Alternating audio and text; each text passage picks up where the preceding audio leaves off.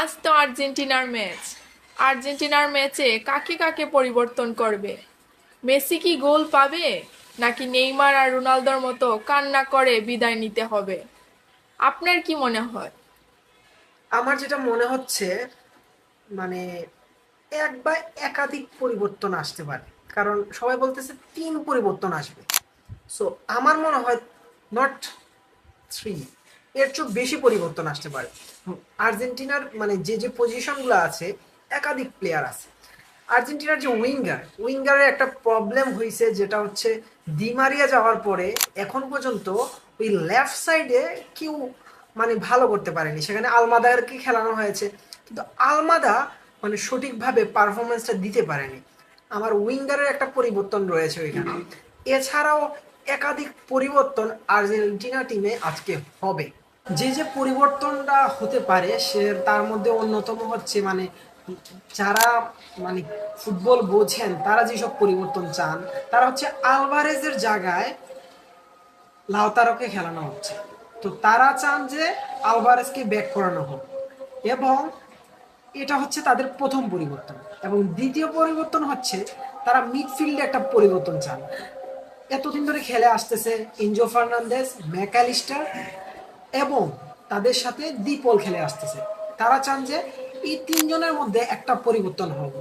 আমরা দেখেছি আগের ম্যাচে পারেদেস পারেদেস হচ্ছে যে এফেক্ট তৈরি করেছে, তার কারণে তারা চাচ্ছে যে দ্বীপলের জায়গায় হয়তো পারেদেসকে খেলানো হতে পারে।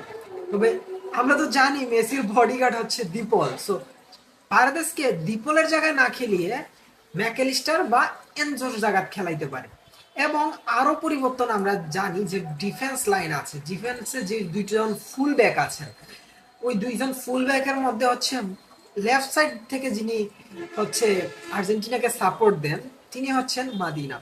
লাস্ট ম্যাচে যখন মিয়ামিতে খেলা হয়েছে, দেখেন দীপল, মেসি দুইজনেই হচ্ছে 120 মিনিট খেলার জন্য রেডি ছিলেন। কারণ এই মিয়ামি হচ্ছে দীপল এবং মেসিদের হচ্ছে হোম গ্রাউন্ড।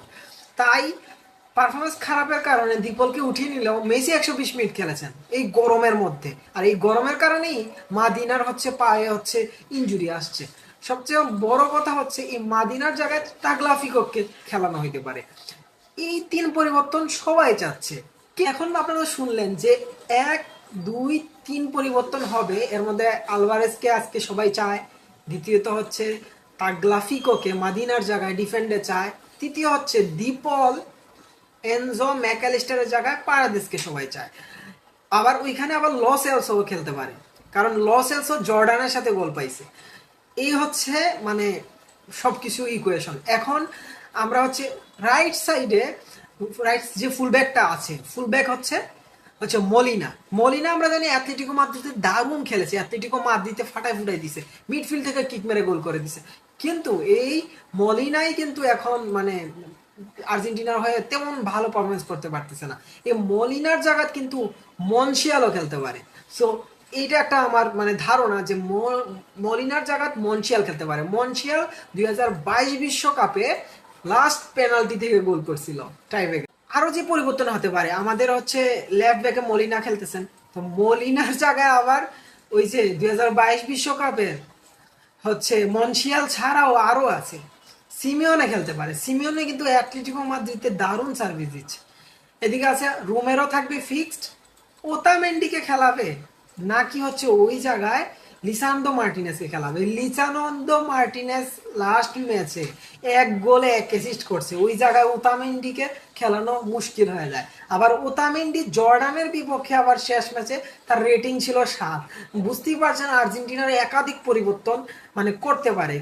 কোথায় কোন পরিবর্তন হবে মানে জানা নাই, বাট ক্রিকেট বোদ্ধারা ফুটবল বোদ্ধারা যা বলছে সেখান থেকে মনে হচ্ছে যে 3 পরিবর্তন, কিন্তু আসলেই একাধিক পরিবর্তন নিয়ে আর্জেন্টিনা মাঠে নামতে পারে। এবং দিমারিয়ার জায়গায় যে আলমাদাকে খেলানো হচ্ছে, ওই জায়গায় আরো পরিবর্তন হতে পারে।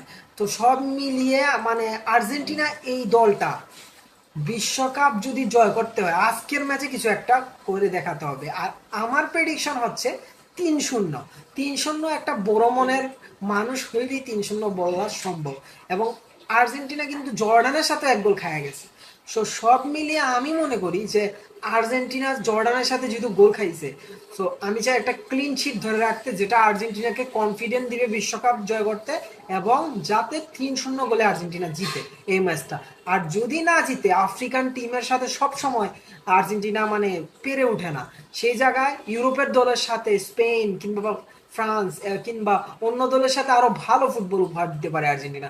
তাই আফ্রিকান দল খুবই চ্যালেঞ্জিং আমাদের জন্য অপেক্ষা করছে মোহাম্মদ সালাহ। তাই আমি 3-0-তে আর্জেন্টিনাকে জিততে দেখতে চাই।